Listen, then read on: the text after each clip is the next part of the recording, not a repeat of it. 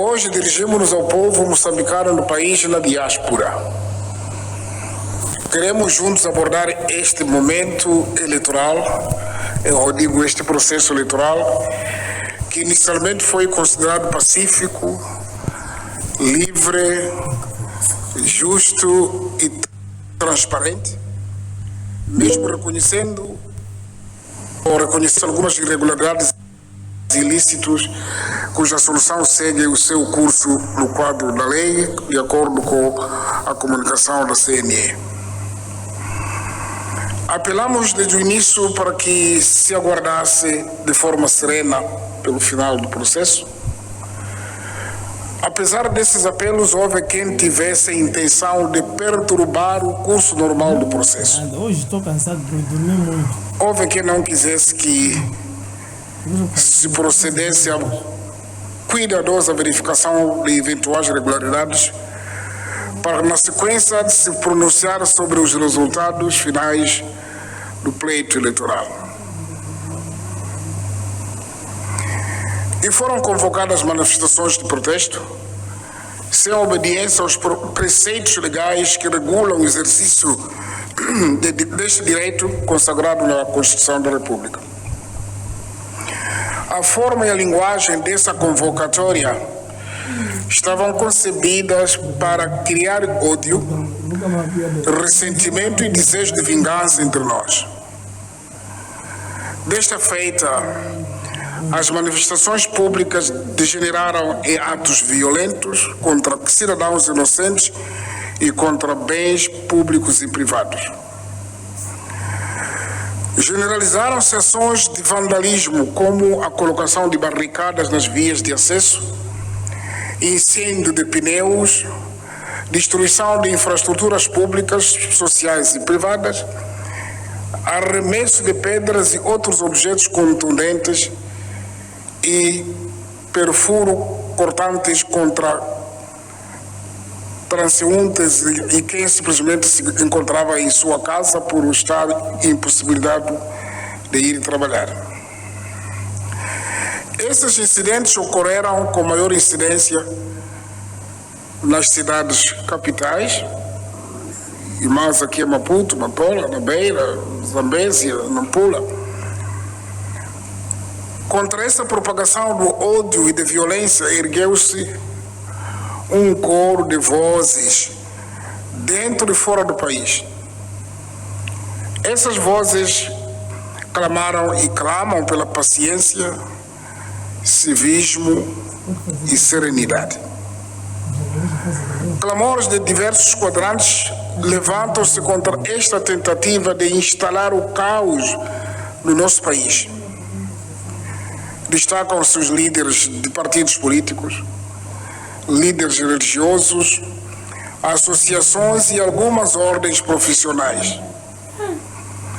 Juntaram-se também a este clamor os movimentos cívicos de cidadãos nacionais, acadêmicos, estudantes, músicos, comerciantes, vendedores informais, trabalhadores domésticos, transportadores semicoletivos, entre outros.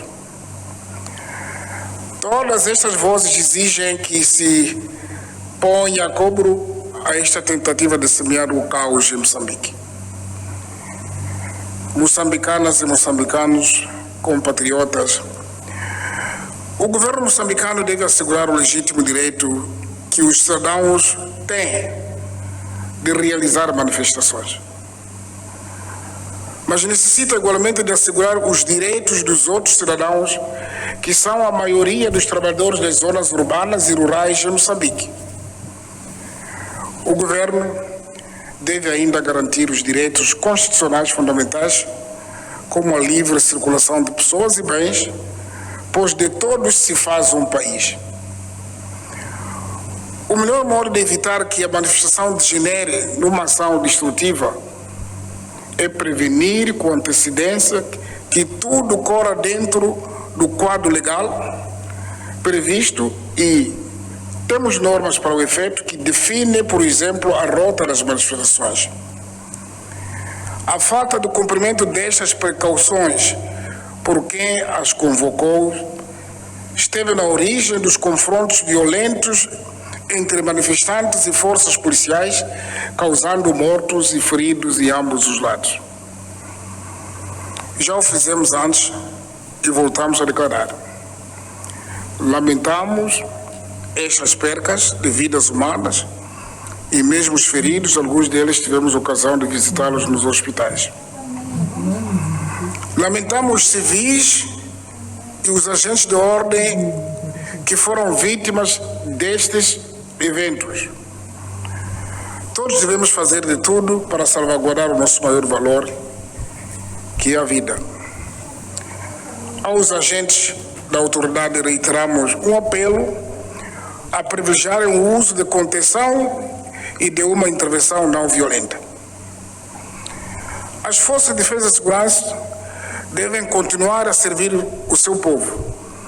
O recurso ao uso da força deve ser apenas em situações extremas para defender vidas e economia nacional. Não queremos que ocorram situações em que todos sairemos a perder. Em nome da vida, em nome da paz e do diálogo, fazemos um apelo para que os mais jovens, repito, os mais jovens, adolescentes e crianças não sejam mais usados para disputas que devem resolver nas instituições nos momentos próprios. Ninguém, em nome de qualquer causa, pode impedir um cidadão de ir trabalhar para garantir o sustento das suas famílias. Ninguém pode impedir o funcionamento dos serviços públicos, dos hospitais, das escolas, dos mercados e dos transportes públicos. Ninguém pode impedir que as famílias procedam às cerimônias fúnebres dos seus entes queridos, como é possível, ou mesmo condicionar a cerimônia de casamento de seus filhos. Ninguém pode violar as leis municipais que protegem o repouso das pessoas depois de certas horas de noite. Ninguém se pode ver intimidado porque o seu vizinho bate violentamente o portão ou a porta da sua casa só porque não quis se manifestar. As confissões religiosas não podem ser obrigadas a adiarem cerimônias solenes dos seus fiéis, previamente agendadas. Nenhum agente da polícia, nenhum soldado deve representar receio ou medo ao cidadão que ele jurou proteger. Nenhum civil deve agredir os agentes da autoridade, cuja função é proteger a sociedade em que todos nós vivemos, incluindo essa pessoa. A nossa democracia é jovem, está a aprender a caminhar, porque as velhas democracias também por si só ainda não se reencontraram na totalidade. Não existem aqui professores nem alunos, todos estamos a aprender. A amarga experiência de guerra, de desestabilização e todo o processo de reconciliação nacional ensinou-nos algo que não podemos esquecer. Vamos dizer aos jovens, aos adolescentes, daquilo que passamos, porque eles hoje não vivem isso. O nosso adversário político não pode ser convertido num inimigo. Não existem, de um lado, os puros, ou do outro lado, os culpados. Não existem, de um lado, os anjos, e de outro lado, os demônios. Somos todos moçambicanos. Cada um tem a sua missão, a sua importância nesta nossa sociedade. Devemos respeitar a profissão ou a razão da existência de cada um de nós.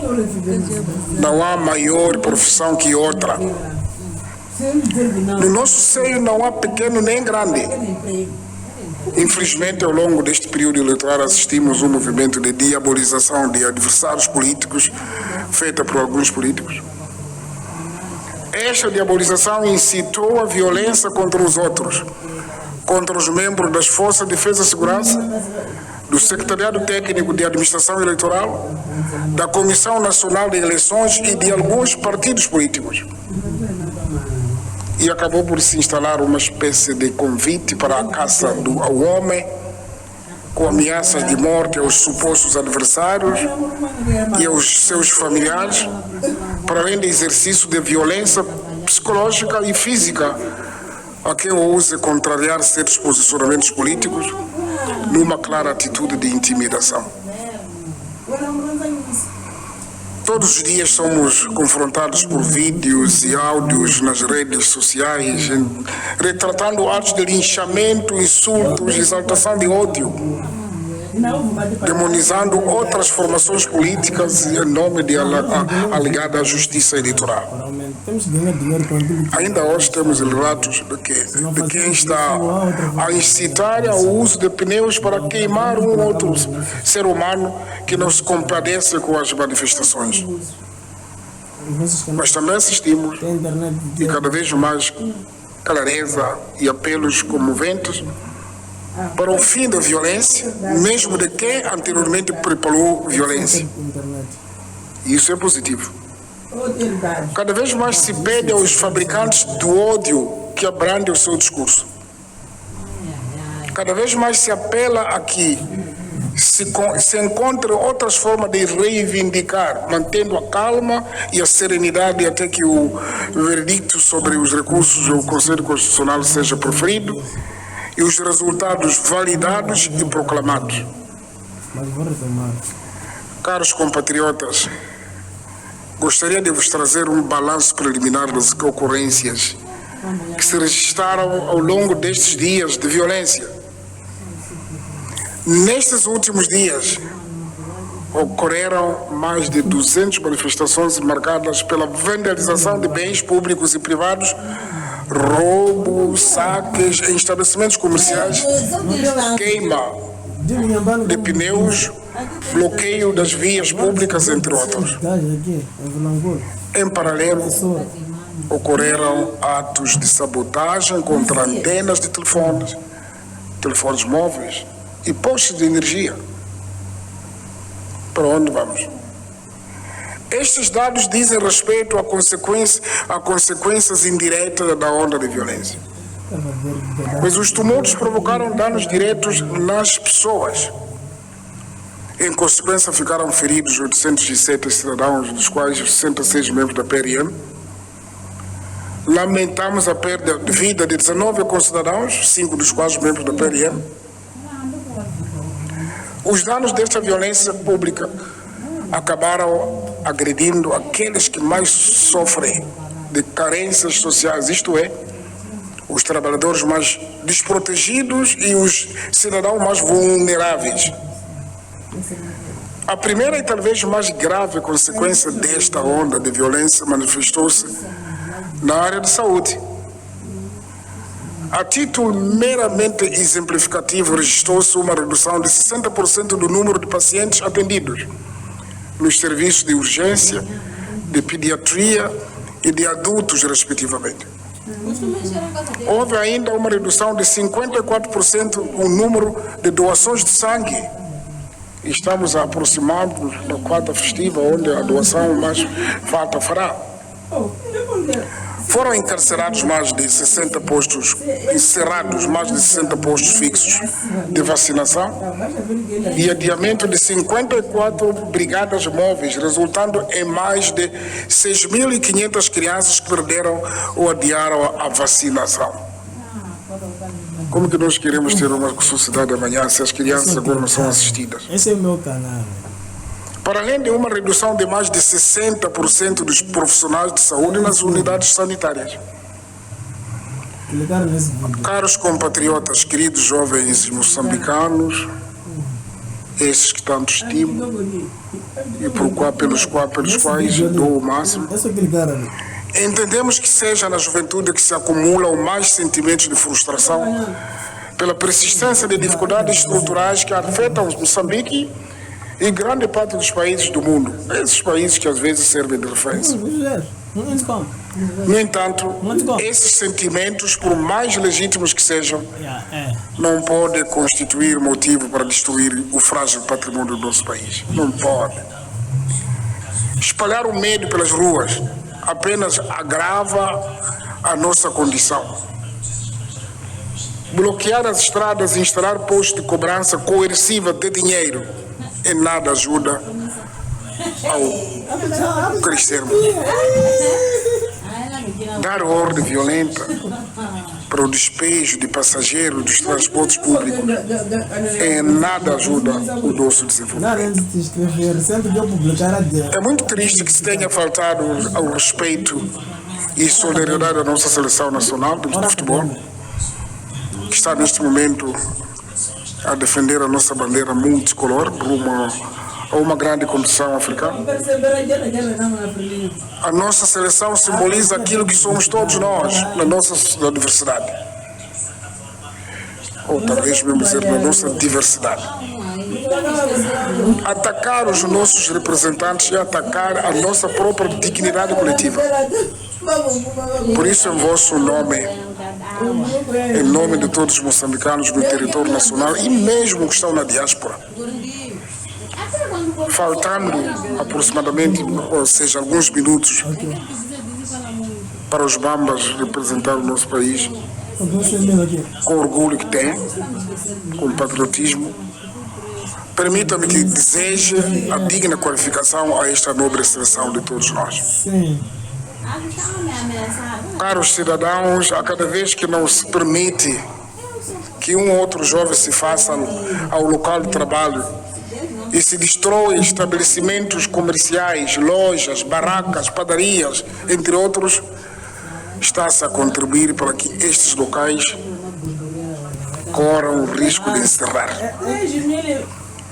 Os seus trabalhadores correm o risco de, no fim do mês que se aproxima, não oferirem o salário esperado, porque ficaram, por um lado, sem trabalhar e, por outro, sem local onde prestar o seu trabalho. Deste modo, todos aqueles que dependem do seu salário, digo pais, filhos, irmãos, ficam prejudicados, aumentando ainda mais o número de desempregados. A falta do seu ordenado mensal vai limitar a sua capacidade de compra.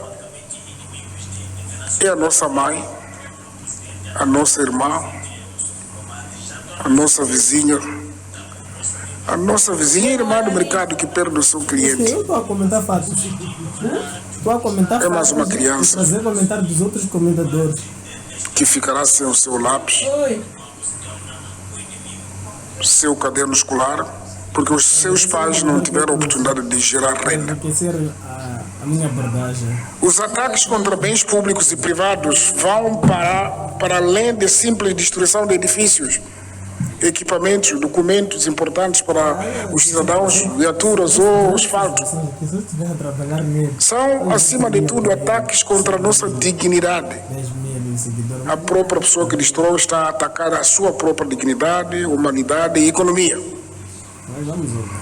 Estes ataques representam a tentativa de retroceder os ganhos que, com muitos sacrifícios, os moçambicanos conseguiram obter ao longo dos anos. Pretendem ofuscar o trabalho que juntos fizemos ao longo dos anos, mas nos trava o vento com as mãos. Esta vaga de violência afetou a maior parte das nossas empresas. Afetou sobretudo o setor de transporte de passageiros e de carga, por impedimento e vandalização das principais vias de circulação em algumas cidades do país. Afetou igualmente a atividade portuária associada às ferrovias. No setor de transporte de passageiros e de carga, diversas vias nas cidades não só têm impedido a circulação, bloqueios por pessoas manifestantes com objetos diversos, incluindo a vandalização de sinais de trânsito. O mesmo tem se verificado nos corredores, onde se destaca o corredor de Maputo, o corredor da Bandeira, de referência com o bloqueio na estrada N4. A linha férrea Maputo-Rissano Garcia, bem assim, fronteira de Rissano Garcia. Estas ações para além de prejudicarem as exportações de produtos nacionais e em trânsito, estão a criar disrupções significativas de cadeias de abastecimento de produtos de primeira necessidade para os principais centros de consumo. Ainda no âmbito dos impactos sociais e econômicos, gostaria de sublinhar 3 consequências graves relativas aos efeitos de natureza macroeconômica resultantes de manifestações. Primeiro, a escassez de produtos alimentares e energéticos desencadeia a inflação, que provoca o aumento do preço de mercado de retalho de arroz, farinha, feijão, amendoim, óleo e outros produtos básicos. Isto significa que o mesmo salário, com o mesmo salário passaremos a comprar menos produtos. Segundo, os prejuízos a serem refletidos nas contas de resultados das empresas afetadas implicarão a quebra de receitas fiscais, resultante deste logo numa posição desfavorável às contas públicas. Isso, caros compatriotas, é destas receitas fiscais que nós conseguimos comprar o comprimido, pagar o salário do professor, do enfermeiro, do advogado. E essas limitações existirão por causa disso.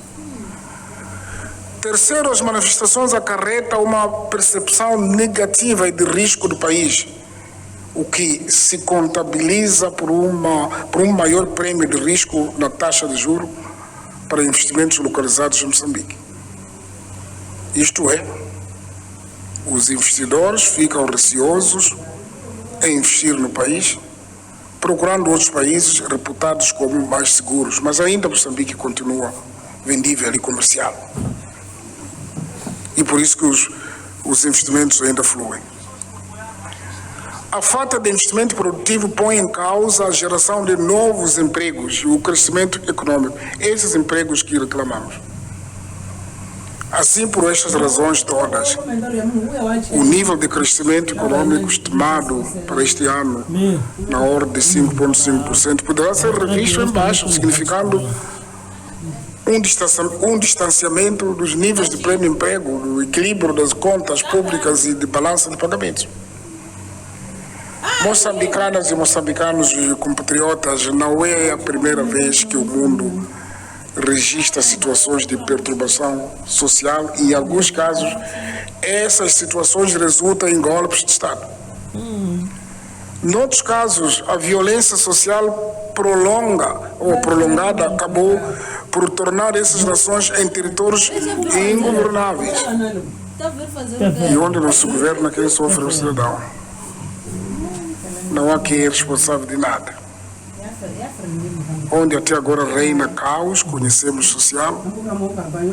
Não sei o que os moçambicanos pretendem, não sei se é o que os moçambicanos pretendem. Pois existem algumas afirmações nesse sentido. A movimentação por instigação de cidadãos das províncias para a capital do país no passado dia 7 de novembro, correto. A nossa preocupação no que tange a segurança do país aumentou, pois alguns comportamentos vivenciados são similares aos que se vivem nas zonas assonadas pelos atos terroristas. Os vestes, o tipo de armas frias que usam, como organizam emboscadas. Vamos perguntar aos nossos irmãos de Cabo Delgado como que são. Portanto, aquela movimentação preocupou-nos. Se há uns anos, quando este fenômeno de terrorismo era por nós desconhecido, não tínhamos a percepção e dimensão de como agem os terroristas, mas hoje não somos desconhecedores nem inocentes em avaliar a sua forma de agir. Não é o que os moçambicanos querem. E que às vezes abrimos inocentemente portas, depois com eles se acomodam e fica difícil geri-los e controlá-los. Sei isso. na carne e osso. Por isso, mantenhamos-nos vigilantes para que os teatros de instabilidade não sejam estendidos para todo o país por mera falta de cautela ou ingenuidade. Façamos isso enquanto as nossas brilhosas e bravas forças de defesa e segurança se concentram a combater nas zonas já identificadas onde este fenômeno tende a reduzir. Compatriotas, estamos ainda a tempo de procurar formas pacíficas de promovermos os diálogos que forem necessários para que o nosso país seja mais inclusivo, mais tolerante e mais capaz de viver a sua diversidade de opiniões e tendências políticas. Nos últimos tempos tenho recebido apelos e solidariedade de todas as forças vivas da sociedade moçambicana e mesmo fora sobre a necessidade de mais diálogo. Recebi no meu gabinete todos os partidos políticos, líderes religiosos, membros da sociedade civil, grande parte preferem manter-se no silêncio. Todos eles encorajam para prosseguir com o diálogo e busca de soluções para a pacificação do país. E é isso que tenho estado a fazer. E prometo que até o último dia do meu mandato irei usar toda a minha energia para pacificar Moçambique. Irei usar. Mas para que eu tenha sucesso nesta missão, precisamos de todos nós e de cada um de vocês. Se alguém fica à espera de que isso é a vez dele, ou a vez daquele, é a vez do governo, é a vez do... Não é isso que se quer. Moçambicanos temos que estar juntos para resolver os nossos problemas. Vamos libertar-nos também do egoísmo.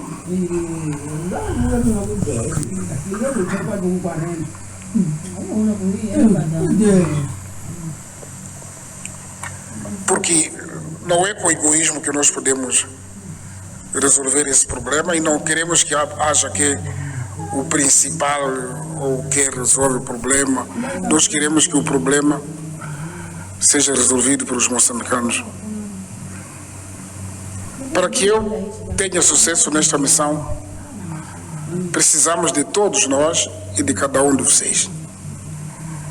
Precisamos, inclusive, dos diferentes candidatos a presidente da República.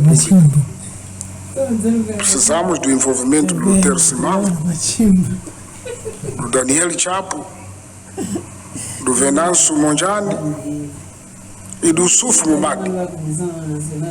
Precisamos do envolvimento dos seus colaboradores e apoiantes. Quero aproveitar esta ocasião para convidar a todos eles, esses quatro que eu falei, os candidatos, para aceitar o meu apelo e posterior encontro para em conjunto reunirmos os quatro com os quatro, para em conjunto avaliarmos esta situação e encontrarmos uma solução que beneficie os moçambicanos, que amamos os moçambicanos. O país precisa de todos nós. O nosso povo precisa de nós. Não há problema que não possa ser resolvido pelos moçambicanos. Todos os problemas podem ser resolvidos através do entendimento mútuo e da busca de consensos. Verificamos com agrado que nos últimos dias registrou-se uma tendência, embora ligeira, de estabilização da situação.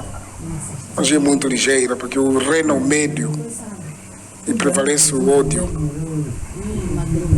Mas moçambicanos, ainda que com natural receio, começam a retomar as suas atividades diárias normais.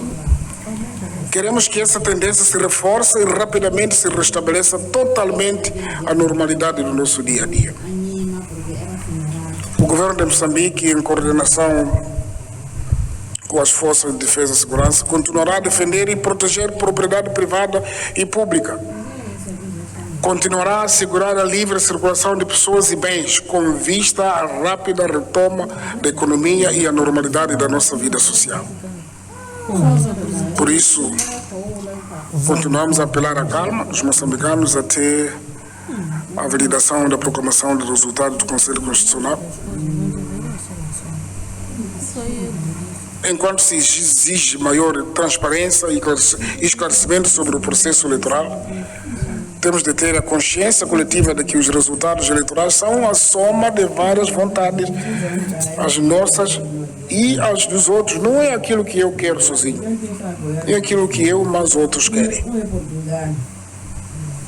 Compatriotas, aquilo que eu considero ser verdade absoluta. Só assim será se resultar a soma total de votos expressos por todos os cidadãos que foram às urnas, portanto, as outras verdades. E a responsabilidade para a normalização da situação depende de todos nós. As organizações da sociedade civil, os órgãos da comunicação social, porque eles existem num território real. Porque a partir da altura que esse território não existe, não existirão como são agora ou terão que mudar de nome. Os influencers das redes sociais e os cidadãos, em geral, devem assumir um papel pacificador e não instigar a violência e a desordem. A justiça deve servir e defender a todos. Deve ainda, sobremaneira, defender a sobrevivência da nossa nação soberana, una e indivisível, e, sobretudo, os fazedores da justiça aprenderam a fazer isso. Como um médico aprende, na altura que faz uma cirurgia, fazer com respeito da vida humana. Não haverá justiça sem povo, nem sem estabilidade. Por isso, caros compatriotas, quero aproveitar esta oportunidade para congratular a grande maioria dos moçambicanos e das moçambicanas pela sua postura exemplar em relação a esta tentativa de atentado contra o Estado moçambicano, contra a sua soberania e integridade territorial.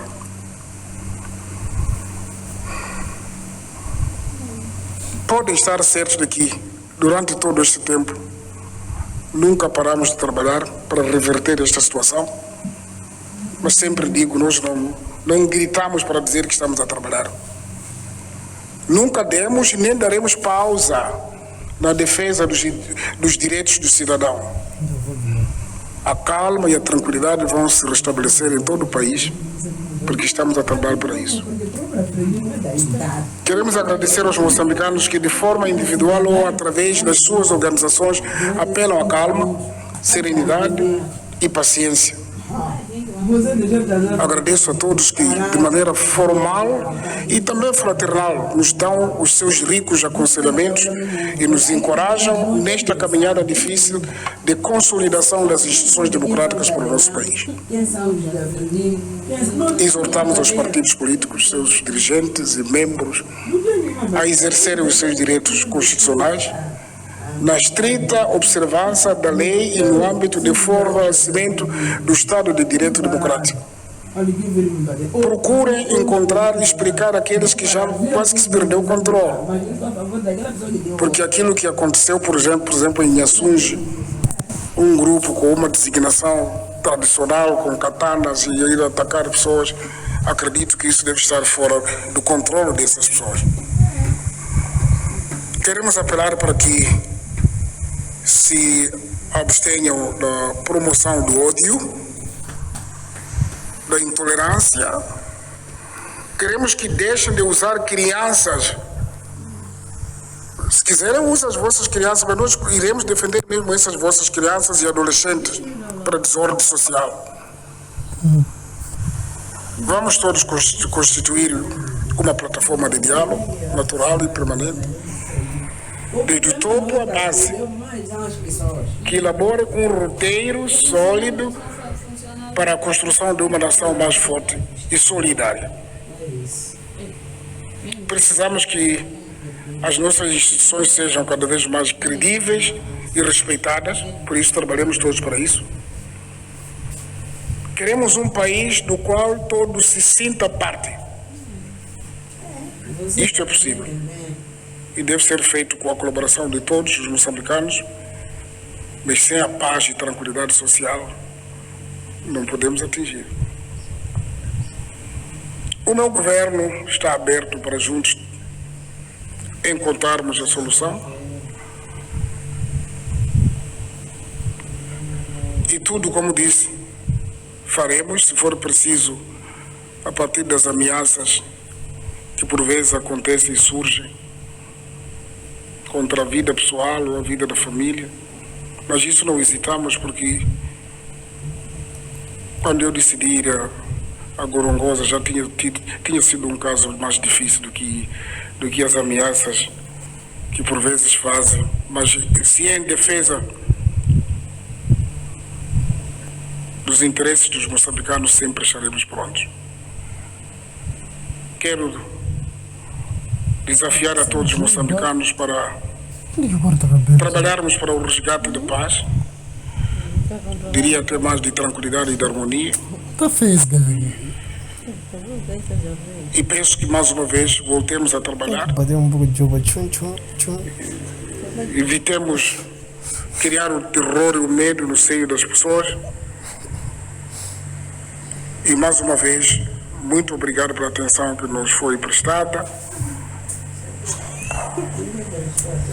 E paremos com a violência. Vamos trabalhar. E muito obrigado.